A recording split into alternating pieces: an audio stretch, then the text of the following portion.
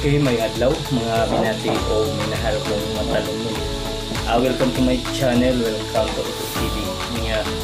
Today is Friday, na ay panran sa araw ng kabataan mupukod.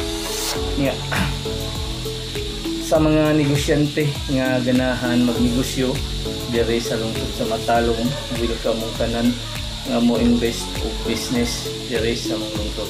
Ang lungsod sa Matalom nanginahanglan og mga investor, nanginahanglan og mga negosyante. I hope karong 2025 mas daghan pang mga negosyante nga mo put up diri sa lungsod sa Matalom. Ako na ngayon po o naghangyo nga inyo kong suportahan sa advokasya ang pagpadaghan sa mga negosyante diri sa lungsod sa Matalom. Iko pipi bisyo nga motabang sa kalambuan diri sa lungsod sa Matalom. Okay?